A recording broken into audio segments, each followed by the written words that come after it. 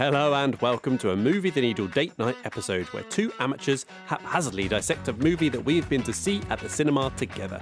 I'm Simon and I'm in our shed with my part-time nut eater, full-time Bond fanboy Carl as we talk through our reflections on our recent trip to a local movie theatre. This week, we cover a movie which is causing quite the stir for audiences. A Ryan Coogler film starring Michael B. Jordan and Michael B. Jordan. Is it a horror? Is it a musical?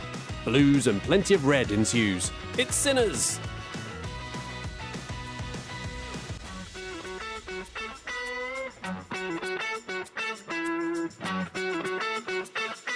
And of course, I'm going to be eating your nuts later, aren't I? Oh, yeah. And it'll be something of a new experience, but, you know, I'm open-minded. Yep, yeah. You know, you can mix up your type of nuts that you want in your mouth. It's fine. Don't get stuck on one type of nut, Carl. That's all I say. No. Anyway, no chit-chat, Carl. This is, remember, streamlined, efficient, breezy format for these date night episodes that we've got here. Yep. Another relatively recent title, which you would expect seeing it in cinema. You did start off, before we watched this film, saying, I haven't read anything about this. All I know is it's an action film and meant to be good. Yeah, what a great way to experience a film that is. Did I correct you? No, you didn't. You went, no. Well, which was enough correcting, if we're honest. I was like, oh. And then, of course, it tells you in the pre-credit sequence very much that this is not an action film, or not just an action film. Yes. Yeah. We'll get into that in more detail, I am sure. But we're still going to cover the same section. So cast, production, plot, plus any changes at the end. But there is a warning, good people, that there will be spoilers in this. We are not one of those people who are intelligent enough to talk about a film without spoiling it. I was going to say exactly the same thing. Like, we are simply not skilled enough. No, I don't know how. I'd just be going, no, can't say that. Yeah. No, can't say that. Pretty, innit? So anyway, go see it. And it'd still be 2 hours somehow. Yeah. I don't know, like, what would happen? So if you haven't seen it, go see it and then come back and listen to this. Or, listen to this on fast forward on mute, then go to cinema, then come back and listen to it properly. Whatever you like. Yeah, we need the clicks. Listens, man. There will also be beer, Carl, right? Have you got a beer for me? Yeah. Can you please unveil the ale? Now, this is fuck all to do with the film. Excellent. Because I forgot. Well, that's fine, I guess. So we've gone for Staropramen, which is a lovely lager. Lovely. Very cold. It's been a lovely day. A lovely weekend. So hopefully this will hit the spot. Excellent. Thank you.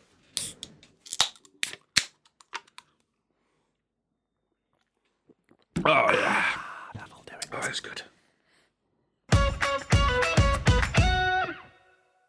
Okay, so let's get our initial impressions of this. We've only seen this a few days ago, so we've had some initial reflection, Carl. So let's start off by rating this on a simple 5-point scale. Just a reminder, we either really like it, we like it, we're ambivalent, we don't like it, or we really don't like it. So, Carl, where are you on the simple 5-point scale? Okay. For much of today's episode, it's going to sound like this isn't true, right? But I am ambivalent towards this film. Okay, well, I like it overall. There's some pros, there's some cons, but there's definitely more pros than cons, I would say, and I did quite enjoy it. And on reflection, having thought about it, it's a solid like. So, Carl, what is your little snappy headline for what you think, then? Yeah, snappy 10 minutes. Yeah. I admired the fuck out of this film. So you remember on a previous episode when I was lamenting horror films, in particular Blumhouse productions? And I was saying it puzzles me as to why they have a neat idea and even sometimes give it the beans in terms of effects and whatnot. But everything else about the film is shit. Yeah. It's phoned in like they haven't tried. Shit script, acting, whatever. Actually, Sinners is exactly how I want my horror, because they have set out to do this properly. Every element's got proper care and attention. So this is the most fun I've had at the cinema on one of our date nights. Came out of the cinema, wrote my review straight away, and I've been over it a few times in my head. I could have so easily been a like for this film. I just don't like the vampire shit. Which is why I'm stuck at ambivalent. But yeah, some really good stuff going on here. Yeah, good stuff. So, I mean, it's a fascinating first half for me that transports you to that 1930s Mississippi, which does transform into somewhat run-of-the-mill vampire movie segment of it, albeit one that looks and sounds great with actually some good, nice performances there. But yeah, a game of two halves again for me. None of it bad, but let down a little bit by the standard vampire fare. Okay, let's move on to the cast then. And it's overall a busy cast, I would say, but a good one. Plenty of people to talk about. I think I've kind of organised this into the standouts and then the others. Okay. But one of those standouts is the de facto lead of the thing, Michael B. Jordan. De facto? I mean, I don't know why I said de facto. Build. He is the lead. Yeah. It's kind of built around him. Yeah. He plays two characters. I mean, it couldn't be more built around him. So he plays Smoke and Stack, the Smokestack's twins, he's for me to say. And I like a Michael B. Jordan. What's your general thoughts on Michael B. Smokestack Jordan? twins are actually cousins. Or was that a lie? I think it was just a joke. Was that a joke? Yeah, are you guys twins? No, we're just cousins. Yeah, because they were identical twins, in fact. Twins. Yeah. Indeed. I don't know if I've seen him in anything. I'm aware of him. Have you not seen Friday Night Lights? You seen the TV series? I have, yeah. He was in some of the later seasons of I'm just not connected to that, but yeah. So he's a bit of a Coogler favourite, a bit of a muse, as you were. He was in Fruitvale Station, which was Jordan's first movie and Coogler's first movie. He's also then in Creed, and then in Black Panther, or Blank Panther, as I've written here, which is confusing. Different movie. Different movie, though, yeah. You do get two for the price of one here. You do. In Michael B. Jordan. What did you make of his dual performances? Really good. They're subtly different characters. But they are good characters. You know, he's sort of cool and menacing on either side of the coin when he needs to be, and then he gets to be quite funny with Stack, and he's a bit more sort of troubled. Sort of reconciling with his past with Smoke. So I really enjoyed him. Yeah, very good. Yeah, I did quite enjoy the production choice to distinguish the twins initially, at least by the clothing and colours that they're wearing. But quite impressed by his performance. That I think you're able to differentiate between those two characters as it went on, even without that. So I think it must be quite an achievement to do two quite similar but different characters and actually be able to distinguish between them. I mean, obviously there were lots of scenes where he wasn't acting with himself, but I imagine that brings its challenges when it does happen. Yeah, I mean, it was pretty seamless though, which I'm sure it is all nowadays with that. I guess they're doing it with body doubles and then stitching them together. I don't know. Yeah, maybe something we should find out in the future. Yeah. But I thought he was very believable, both in sort of the action-y side of things, but also good enough with the romance and the more sensitive parts that he had to do, and then also he can do the menacing, hard ass as well. Yeah, he was very good. Enjoyed him. Where would you like to go next? I've got Haley Steinfeld. So I put Haley Steinfeld in the others, just in the others. All right, we go. Well, but that's fine. Tell you what, since you've organised them into something, I don't know why the fuck you asked me. Where do you want to go next? Delroy feckin' Lindo. That's slim. I can't remember the last time I saw Delroy Lindo in a movie. Loved seeing him. Yeah. There was a time he seemed to be everywhere as well. He seemed to be pretty much in everything you watch. He's top tier. He knocks his parts out of the park every time. Utterly convincing as the drunk but talented blues player. Yeah, he's really good. And he's really good here. Exudes that effortless cool, doesn't he? He does. Menacing when he needs to be as well. And he's just really, when he shows up, you go, this will be all right. Yeah. I kind of forgot he existed until he came on screen. I was just like, yes. Okay, my other standout was, I'm going to screw this one up, Wunmi Mosaku, who plays Annie. So that's Smoke's partner, like love interest. She was kind of the mother of his unborn dead child. Who knows? Again, know her from a role in a TV series, Loki, which you won't have seen, Marvel crap, as you will put it. Whoa! But I thought she words in my mouth now. I thought she brought a real strength and emotion to the team. I've said team because it was a bit like assembling the team as they were going around. Performed the role of that strong but grieving, sort of damaged quite well.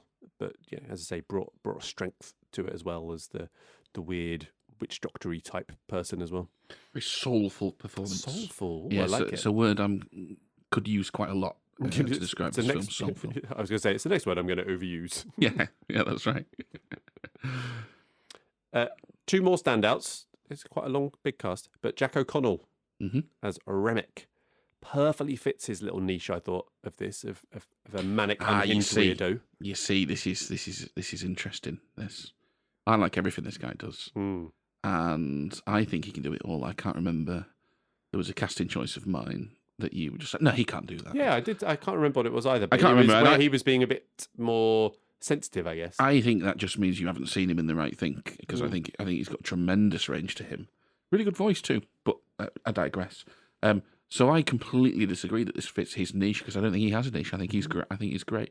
And actually, I would say this is a richer role than him just being this little sort of rampant weirdo or whatever. Because there are a couple of scenes, they're mostly musical driven, where they have a shared pain with some of the sort of the black oppression and whatnot in that group that's going on. And I think you mentioned about, can he do deeper roles? I sort of see some of that here as well. I think he's brilliant. Jack O'Connell impresses me every time I see him, and I think he's really good here. Alrighty, well, I need to check out more Jack O'Connell stuff. I think I've only seen him like Starred Up, and I think that one that Angelina Jolie did. Does a lot of TV as well. Yeah. I've seen him in quite a bit of TV seen This stuff. Is England as well, was he? Yeah, he's in This Is England. That's where he got his start. But yeah, I thought he was a lot of fun, both in his kind of undercover creepiness bit, where he's kind of deceiving people, but then when he's being openly sinister. And then, as you said, like performing the Irish folk music was actually really, really good. Really good, yeah. Apparently that's what really attracted him to the role as well, because he loves that kind of music. So the option to be able to perform that, the opportunity, I should say, to perform that was something that attracted him. Yeah, I like a bit of Jack O'Connell. Indeed. And then my last standout I've got is Miles Caton. Yeah, I would say Caton, I think. Caton? Yeah. Sammy? Yeah, Sammy, Boy Preacher Boy. Yeah. His film debut. Always impressed me. When you see a performance such as this, and this is the first time you've been on film, it just seems naturally to fit there. Like, he excels in those musical parts again. He's got quite a surprising, wonderfully sort of deep. He's got a great voice. He's got a really great voice. Yeah, and it's quite funny because in the film they even do it, don't they? Because with Smoke or Stack, I think. But when they're in the car and he starts singing, he kind of goes "Holy shit!" kind of with his face. But he does always bring a bit of a vulnerability to that as well. He's still basically a kid, right? He's very good, like you've said. Like for a first role, I mean, I didn't know that was first role. Just looks to the manner born. The guy, he nailed it. Very good. Okay, now on to the other. So Haley Steinfeld, Mary. Yeah, I liked her. She was pretty spunky. She had that sort of thing about her where she's going to give as good as she gets with them. And then, of course, she gets to play the other side of the coin after she turns. Yeah. And she's, like, over-the-top vicious, and she's great at that as well. Like, really nasty. So, yeah, I think she was very good, Hailey Steinfeld. Yeah, it does the full range. She does the alluring sexiness. She does the crazed vampirishness as well. But, yeah, there's a sensitivity to her part as well. So, we obviously know her from True Grit, that we were coming out of the cinema, and you're like, oh, I don't know, is that True Grit? Is that, she does still basically look very recognisable as her. She's also been in Edge of 17, which I've seen. I think I quite like that. I can't remember. I think it's kind of a teeny thing. And then Pitch Perfect 2 and 3, which you won't have seen. And another musical-related one, Begin Again. I mean, there's a huge chance I have, in fact, seen Pitch Perfect 2 and 3. They've been on in the room whilst I've been there. Could I tell you the difference, what happened? No, not at all. Who else did you call out, Carl? Well, there's Jamie Lawson as Pearline, only because she had such a lovely voice. Yeah. Although, we might talk a little bit about her in production. She had a little bit in a scene. I have a production note that I quite liked about this film. Okay. And then Omar Benson Miller as Cornbread. Yeah. Pretty basic character, but pretty fun nonetheless. Yeah, again, another one that I've recognised from a TV thing. He was in Ballers, the sort of NFL agent thing with The Rock. That's the only thing I recognised him. I'm not sure if he's been in any movies that I recognise him. Yeah. But yeah, a nice little fun role. Again, gets to play both sides. I remind you, I'm ambivalent about this movie.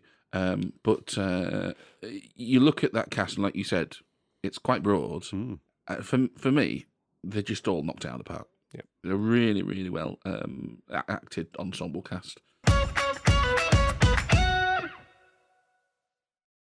Okay, moving on to the production now. We'll start with the director, Ryan Coogler. Seen any of his films? Nope. So he's done 2 Black Panther movies, Marvel shite, as you all call them. But the first one in particular... I would be way more vicious than that. But the first one in particular was quite socially significant, I think. It really captured the black audience to see a proper tentpole comic book movie based entirely around black characters and culture. And Coogler's obviously, as you can see from this, very capable of doing such a thing. He also did Creed, which had no right to work as well as it did, being a this is more serious, Rocky sequel, essentially. And then he did Fruitvale Station, which I've not seen. It's been on my watch list. It's only an hour and 25. Should be all over it. Why have I not watched this? Crack well, so out. this, I knew, I said to you, I knew nothing about the film. This was one of the things I had picked up on and was excited about. So that Coogler and what's his face, B. Jordan, were in it. Not seen anything of them before, but I know who they are and what they are and what they do. So I was like, oh, an action film. Okay, I'd wrongly mischaracterised that. But what excited me about it was like, I know that it's been getting some good press, and I know it's going to be black, which is something I don't have a relationship with or anything like that. So it's like, that's going to be interesting because that's going to be a different type of, again, I'd mischaracterise it as an action film. I was like, yeah, I'm looking forward to that. Like, can I be sort of drawn in the same way? Can I relate to this? And turns out, absolutely, because he does a tremendous job. You need to write to Ryan and say, you should do an action film, Yeah, please. Go on. So I'd not seen anything, but was very interested in it from that point of view, and absolutely did not disappoint. Very, very good on that front. I think production-wise, Card, let's start with the music. Yes. If you will, because I think that's a major part of the production. It's weird, isn't it? You've already said it a couple of times. In no way, shape or form would I term this as a musical. No, I said that a little bit in jest because But you went in going, this is an action film, and it turned out to be a horror musical elements, both of which you hate. But what's the difference? Because the music is so front and centre of this. Yeah. I don't know what the difference is there. We're idiots. But the music almost feels like a character on its own, I think. It's fantastic. I loved it. It's like it was just so sort of chock full of soul. There we go, there's that word again. It brings them all together. They're sort of united in this passion for music, which is superb. And I love the way that it's used so very deliberately. And a couple of the song choices were really on the nose. I love the way it's very deliberately used to tell us about their story and their past. Sometimes on the nose, actually, sometimes not so explicitly, just through sort of feel. And we're watching these brilliant musical set pieces come together. I like the bit. There's that great musical set piece in the barn, right? Yep. Just before Jack O'Connell and his cronies come to the door. Could have spent a long time just watching that. It's superb. All going on. Right. It's great. So you've got this musical set piece in the barn, and like I said, all that sort of stuff where it's bringing them all together. You sort of, it's nodding to their history and their struggles and all this sort of thing. And then Jack O'Connell has to come in and play their own song. And it's the most twee, painfully white song you could imagine. And I like had a little chuckle to myself because oh my, like after what we've just seen, and then they do that, and they were good at it. Not incompetently done. It was quite sweet. They were good at it. It's just like these are very different cultures. This little twee folk song, but then later, when they form their own group and they start pivoting to like the Irish folk stuff, which is darker and all the rest, you see them coming together, and they are all of a sudden singing about their shared sort of past and struggles and all the rest of it. And I think Coogler, I read afterwards, Coogler said he picked the Irish very deliberately. I think he might have some Irish ancestry himself as well. If he's American, that's probably true. He said he picked the Irish very deliberately because they've been through, a similar set of struggles to the black community. And that comes across again in the music, but very different. But again, you're getting that sort of storytelling through music, that dark, mournful stuff, even though it's so different to the blues.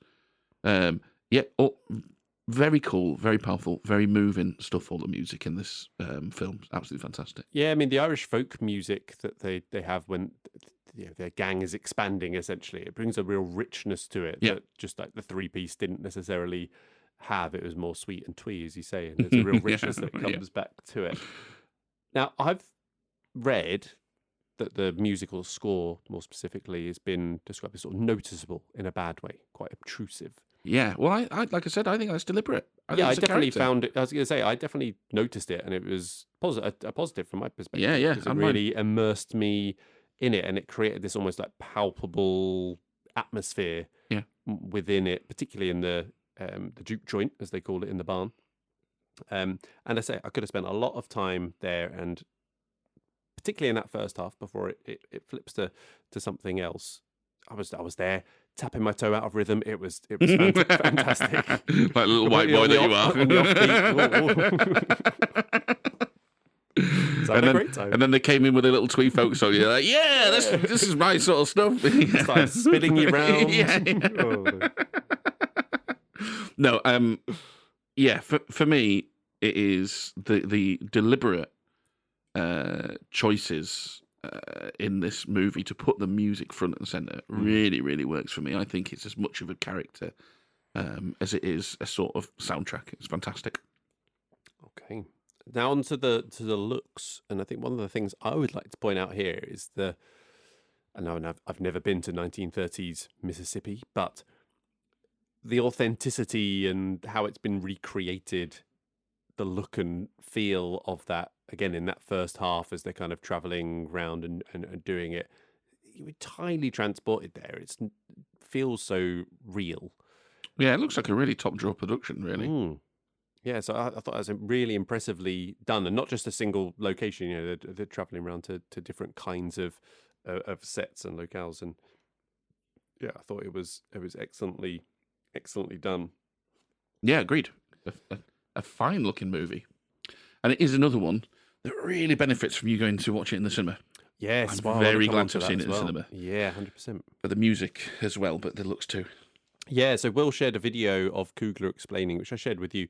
Yeah, I've not watched it yet. All the different formats based on how it was shot. So it's obviously IMAX. I will watch it. I find that stuff really interesting. 70mm stuff. Yeah, it's really good. And he's clearly very passionate about it. All these different screening options put on different locations worldwide. Yeah, that's the way to do it. Yeah, and we were a bit slow getting to the cinema for this one, a couple of weeks after release, and Thunderbolt's Marvel shite, as you would say, was already dominating screen times by as that you would point. say, I would say. Yeah. So we only saw it at a small screen at the local Odeon, which is probably pretty low on Coogler's ranked list of options for viewing. But just as you say, completely glad I did watch this on the big screen. Yeah. Not just for the size of the picture, but for the sound. Yes. In particular. Yeah. Which was actually pretty good in there, I thought. Yeah, very good. Did sound. Yeah. They didn't cut corners on that. I want to talk practical effects, Carl. Go on. Lad. Yeah. What do you think? We don't. I mean, obviously the actual blood, and you can tell they employed a lot of practical effects for the blood spurts. Good, very good. From an effect point of view, cool. Did I love the sort of the overblown goreness of it? I don't know. It sort of lent it a bit of a comical edge at times. I thought. Yes. That maybe. Don't want to jump the gun on changes. Maybe I could have done without. Yeah. No, I think. And I know it wasn't an entirely serious film. There were some moments where we talked about films being a bit stylized. There were some moments where Michael B. Jordan's kicking ass, and he's got a couple of cool moves and everything, and they were going for an aesthetic there. So there's a bit of that kicking around, but yeah, I don't know. Practical, good. Did I want the blood spurting everywhere? I'm not sure. It's just not really my thing.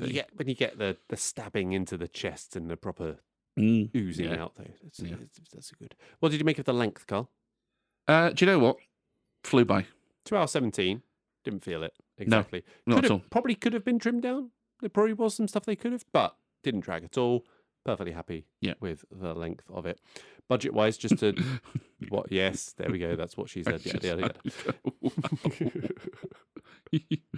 90 million budget for this, so not cheap, but already going great guns. 264 million gross worldwide at the time of recording. So yeah, Yeah, it's gonna make a tidy little profit, isn't it? So of course, what are they talking about? What's the first word then? The sequel. Sequels. Yeah, and they left it open for a sequel as well. Yes, which I think we'll probably talk more about in plot. Mm-hmm. You got anything more in production? Is this a production note or not? Well, I've mused on it now, so I'm gonna have to say it. What was the film we went to see? The erotic thriller that was Baby Girl. Yeah, Baby Girl. Right. I didn't find that particularly a sexy film. No, I thought this was pretty sexy. Yeah. This was pretty sexy. I've written sexy a few times in my notes, and I've been too scared to say it because it sounds so. No, this was good. So, some of the sex scenes in their various guises, well, not even some of them. They were all really well done. Very, very sexy. Again, I'll come back to that thing of soulful, like feeling that real connection between those characters. And 100%, how it fit in with the music, if it was part of, if that was going on in the background and things like that as well. Very, very good. I don't think there was a particular way it was shot or anything that did it. It was all just in the composition of the whole thing, how it all came together. Yeah, very, very good. A lot sexier than the erotic thriller we went to see. yeah, 100%. Yeah, I think there's a lot of sexiness going on there, particularly in the Duke jive. What am I saying? Duke. What do they call it? Duke. Joint. Duke joint. Duke joint. Yeah. Jesus, the barn. There we go. Yeah. All right, let's move on to the plot. And as a reminder, spoilers. I mean, there's already been spoilers. Oh, yeah. There's definitely going to be spoilers when we're talking about the plot. Yeah. Now, this could fall under production, but I do want to start it here because it is right at the start of the film. And this is one of the things which I wasn't massively keen on. Oh, are you going to have the same note as me? Let's see. So it basically shows the events of the next day, right? Opens with that, which it just felt a little bit unnecessary. And it then takes its time, right? In the first half, slowly introducing and building up these characters. Why have they led with that, which essentially spoils it, but it definitely leads you down a path knowing where this might be ending up. We're in the same ballpark, but what's your I'm angle? coming at it from a different angle. Mine's a much more niggly angle than that. So I quite liked that they did. You're thinking of a sex joke, aren't you? No? Carry on. Okay. I quite liked that they told us up front, oh yeah, there is going to be some supernatural shit in this.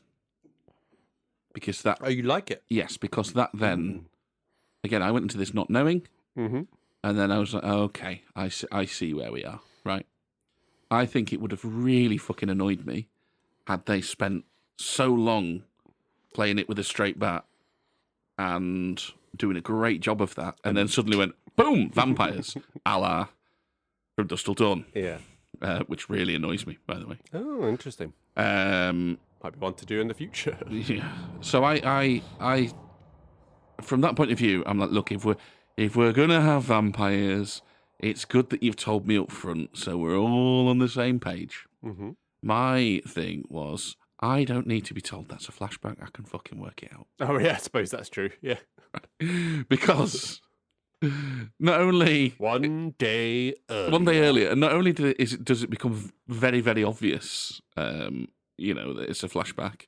They spend the whole movie repeatedly telling us that they're trying to cram everything in one day, which then becomes apparent later on while they're doing it. So it's like, I can work that out. And there was another bit as well like that annoyed me, which is going, I've got someone waiting for me on the other side, and then there's a flashback to the dead kid. It's like, yeah, I remember the dead kid, for fuck's sake. Oh, yeah, that really stood out, actually. You don't need to flashback to, who's she talking that about? Thing half an hour ago. Yeah, I rember. That you did really, really well. Yeah. And I really felt for you, and I know I'm really, sort of rooting for both of these characters. Yeah, 100%. That at the time, I was just like, unnecessary. Why?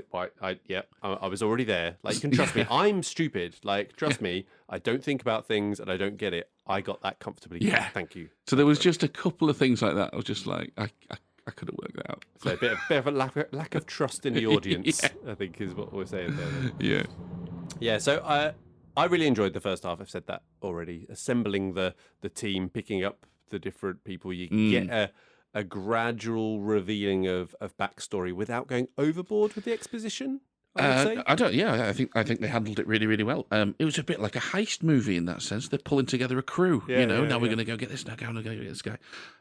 They really made me care about that Duke being a success. Yeah, I was absolutely rooting for them to come through. And like you say, they didn't overdo the exposition. They just dripped in little things here and there. Like we know that one of the guys his hands are shaking. What's going on there? And all the rest of it. He's got a bit more of a trouble. Plus, they didn't tell us that straight away. And then you find out, okay, fair enough.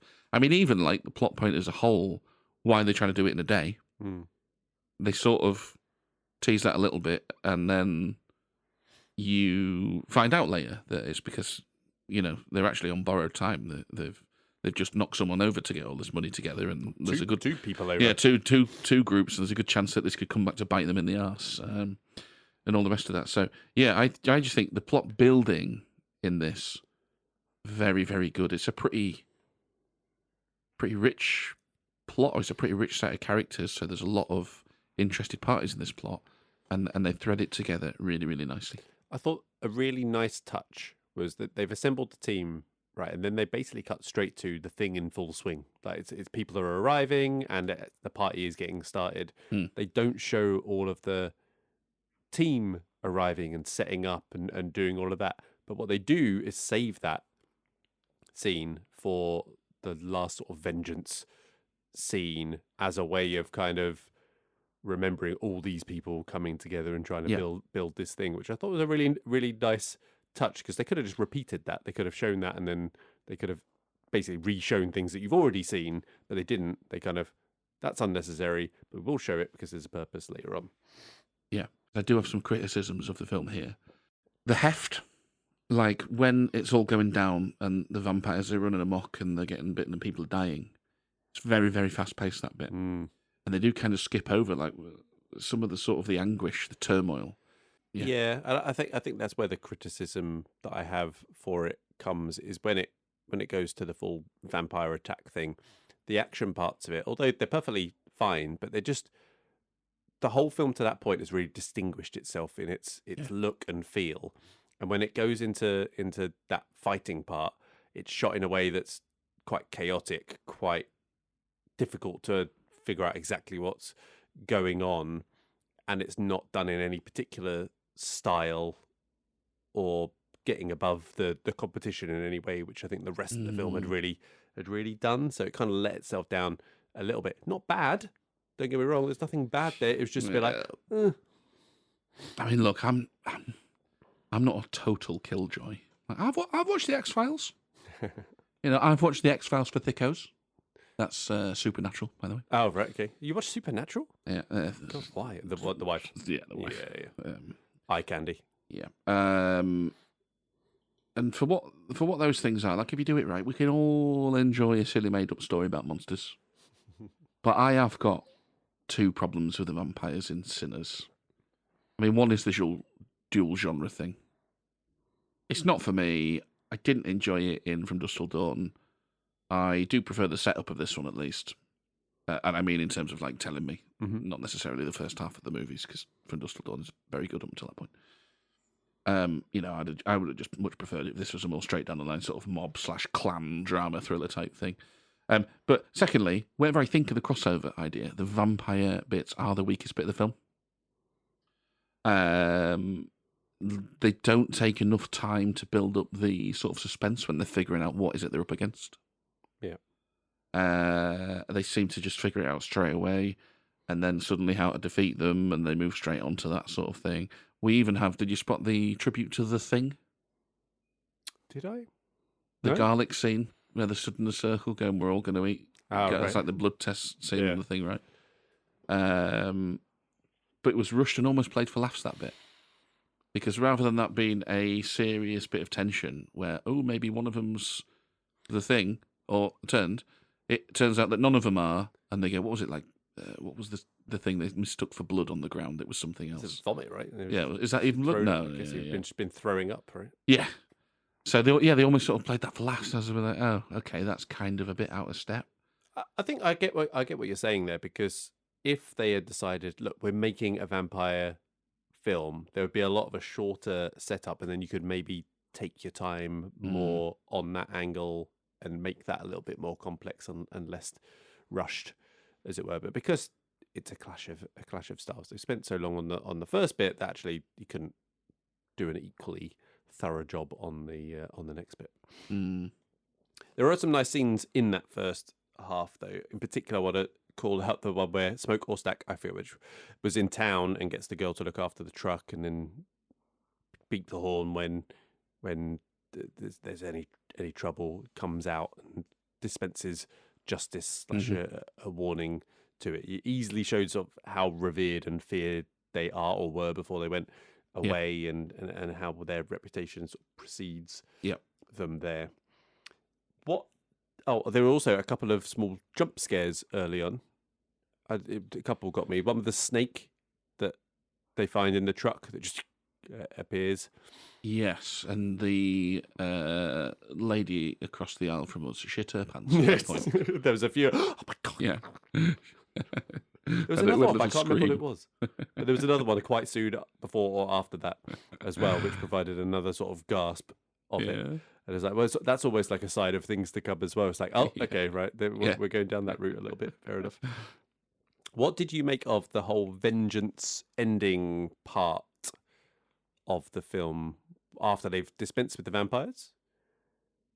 And then there's a third part that comes with the clan, where Michael B. Jordan gets his gun on. Yes, I thought that was fine because I enjoyed again, this feeds into the richness of the story here. I think it's a really good plot. So I enjoyed, just to backtrack a little bit, I enjoyed the fact that this isn't just a thing about them as characters trying to get a Duke up and running, and then it's going to do the vampire thing. They had this history with the mob. They were trying to get away. They were trying to forge a new life, and they were trying to escape things like the clan. Right? That's why they want to move out of this sort of area. And it turns out, they can't. I like how that sort of spoke to the whole sort of fatalism of it all. In that, it's actually really difficult to escape all of these trappings. And actually, they have a storyline like that for Sammy as well, because they, sometimes a little too on the nose, perhaps, are talking about the devil, and music, and all the rest of it. But the church is going to save him. Actually, the church is going to trap him. It's going to keep him in a life that he doesn't want, but it's a different sort of oppression. And he has to sort of come full circle and deal with that as well. So I was very happy with that piece of vengeance as an ending for Smoke's sort of arc. I thought it was really in keeping, and it sort of, it was, the clan was in there for a reason, and so I like that he got his cool ending out of it. Didn't mind at all. Cool. Yeah, I mean, I felt a little bit. It was satisfying in one way, and it kind of closed, as you say, that strand of the story quite nicely. It felt a little bit like that was from a different movie, and maybe the one you were expecting from the start, with the Tommy gun and a big load of vengeance being dispensed by a one-man army kind of thing. But yeah, I just didn't know whether it fit after what we just seen and then go into that. But it does kind of, as I say, go full circle with the clan and I think it speaks to his roots and the sort of some of the morals of this story that they're about. Because I think it is trying to be richer than just a character piece for these two guys. So I enjoyed it. Post-credits, Carl. Yes. So, did you enjoy both of the post-credit scenes? The first one. Yeah. Brilliant. Because, again, that speaks to closing out Sammy's arc. And he did eschew the oppression of the church. And I never know if I'm saying that word right. Yeah, I think that's fine. Yeah. We'll see about that. We'll save that for a future corrections episode. So it showed that he did indeed forge his own path. And he So did we got see what he both wanted out of of life? Both the post-credit scenes? Yeah. Yes. Yeah. Did we? Yeah. So what was the first one? That is the first one. Which is what? When he's old or not? When he's old. When he's old, yeah, okay. Yeah. What was the second one then? The second one is when, is this maybe... There's a second one right at the end of credits, which we did not stay for. Oh, okay. Well, go on then. Tell me. Maybe I don't know. We missed it. There is a second one, which we did not stay for because it's not a fucking Marvel film. Why are they doing this? Well, what happened in it? I don't know. No. Because I've split them up into two in my mind, because the second one, to my mind, is then where they come into the bar. Back. Yeah. And I have a slightly different feeling on that, which I'll talk about in changes. Okay. We'll save it for that. But I'll be really annoyed now if we've missed what I would term as a third part. Yeah, well, we have. I just don't know what it is. I haven't been able to find out. For fuck's sake.